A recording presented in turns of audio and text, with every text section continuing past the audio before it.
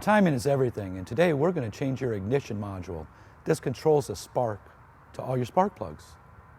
Today our service vehicle is a 2002 Ford F-150 4.6 liter. And today what we're going to be doing is we're going to be changing the coil.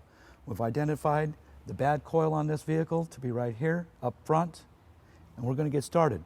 What we want to do prior to our coil installation is we want to disconnect our negative side of our battery. What we have is positive and negative. We want to remove this negative cable so we don't have any electrical problems later. What we're going to do is we're just going to loosen this up a little bit. We're going to give a little bit of twist, and we're going to move it aside. Make sure that it can't jump back at you and hit our post while we're working on our vehicle. The coil that we're going to be changing is right here. So what we're going to do is we're going to remove a small bolt that holds the coil. We want to be very careful not to drop that bolt into our intake area. What we're going to do is very carefully bring that up, and then once the bolt is out, we're going to reach down and pull it out and set it aside.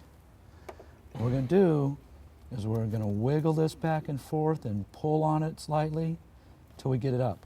You want to be very careful not to disturb these wires. We don't want to break any of them. We want to inspect them to make sure there's no frayed wires anywhere around. We're going to take this up. We're going to go to the back side. We're going to take our screwdriver, insert it to release the clip, and very carefully release that. So what we want to do is we want to compare our old part with our new part.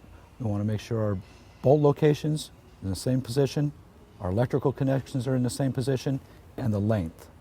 We want to especially make sure that our electrical connections are the same. Now that we've identified the part as being correct, time for installation. Prior to our installation of our coil, what we want to do is we want to put a small amount of brake caliper grease in the end of this and a little bit around, so when we go to insert it, it slides easily and we can insert it nice and firm into our area. So what we're going to do is we're going to take our electrical connection, be real careful again for the wires, and we're going to slide it in there. We're going to hear it snap for a secure connection. We're going to take it, be careful with our wires, we're going to lower it into our hole, and we're going to push it. We want to push it down to make sure it's firmly seated. We're going to take our screw, and we're going to lay it in there. You want to be careful not to drop it down in the intake.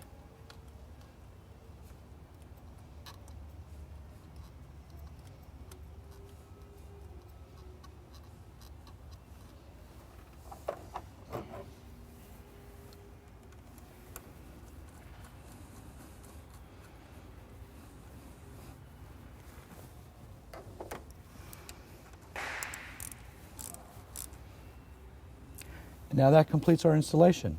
Now that we've completed our coil installation, we're going to connect our battery. We're going to start our vehicle, and we're going to check our dash for our check engine light. Everything seems to be fine.